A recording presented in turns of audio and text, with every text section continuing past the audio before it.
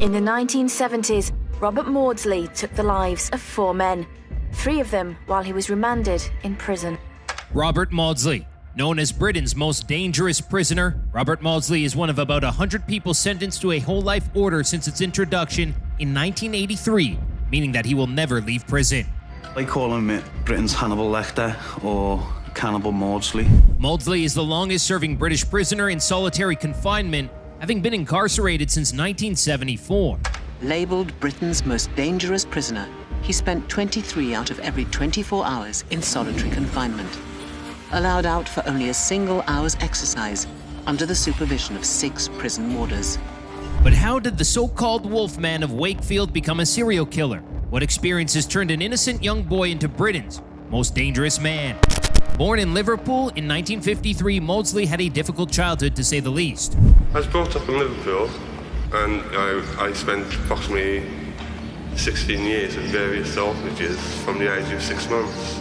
Along with his brothers and sisters, Maudsley was taken into care from an early age after his parents were reported for neglect. It was when the children were sent back to live with their parents when Maudsley was 8 years old that issues began. Forensic psychologist Dr. Julian Boone believes the removal of Maudsley from the safe haven of Nazareth House and being forcibly returned to his abusive parents had a devastating effect on him.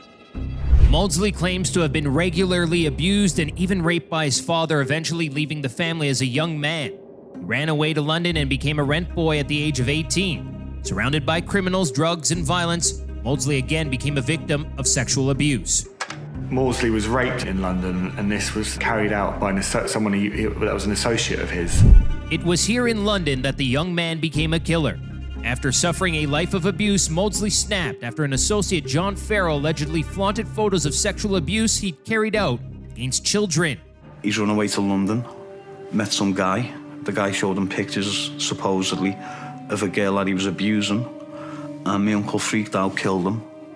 Went to the police station, handed himself in. There was no manhunt, and he said, "I've just killed a sex offender. Here I am. Now will you help me?" After garroting fennel, Maudsley turned himself in and told police he needed psychiatric treatment.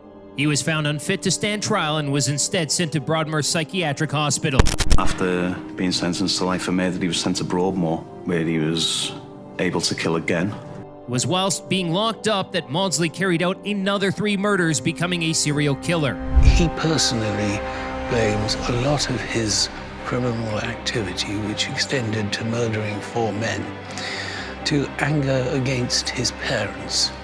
And he said that if he could have killed them in 1970, then none of these other murders would have happened. In 1977, while at Broadmoor, he and another resident locked themselves in a cell with David Francis, a convicted child molester. 2 men tortured Francis for 9 hours before he died. After the incident, Maudsley was convicted of manslaughter and sent to Wakefield Prison. It was here that Maudsley killed another 2 prisoners. Robert Maudsley murdered 4 men. Each of these men were known to be sexual abusers. As far as he was concerned, these murders were justice. In 1978, Maudsley killed 2 fellow prisoners in a single day.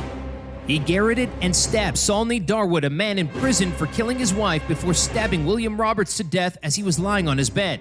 He reportedly hacked at his skull with a makeshift dagger and struck his head against a wall multiple times. When he'd finished his attacks, Robert Maudsley walked up to the guard's desk, placed the bloody knife on the counter, and calmly told them that the next roll call would be short 2 people. After this, Maudsley was placed in solitary confinement. He has been there since 1979. For 20 years following his imprisonment for murder, Robert Maudsley was allowed no contact with the general prison population. Robert Johnson, a psychiatrist, has since attempted to understand how Maudsley became the monster he did. I overcame his suspicion of people in authority, and he agreed to see me. And initially, it was quite tricky because I saw him in his cell, and he was sitting on his bed near the window, and I sat near the door. And I said, "If you frighten me, I'm going." So we started talking about his past and got a bit too close. He said, "My palms are getting sweaty." I said, "I'm out of the door. Just let me know." And then we had this understanding. Johnson visited Maudsley for 2 years, allowing him to build an understanding of his psyche, and the reasons he had carried out his horrific crimes. How would you describe the progress that you're making? Progress of today, I think you've come more into the room with me.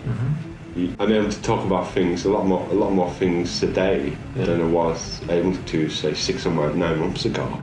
After the sessions ended, Maudsley's only contact to the outside world was through the letters he was allowed to write to his family. He talks a lot in his letters about art, poetry, about the finer things in life. He signs himself off Wolfie because he took on a bit of a nickname, the Wolfman of Wakefield. He refused to shave, he refused a haircut, so he ended up having real long hair and a beard down his chest. Now 69, Robert Maudsley has served a total of almost 50 years behind bars, 44 of them in solitary confinement. He claims to this day that all of his victims were rapists, pedophiles, or sex offenders, and that he is only a threat to these kinds of criminals.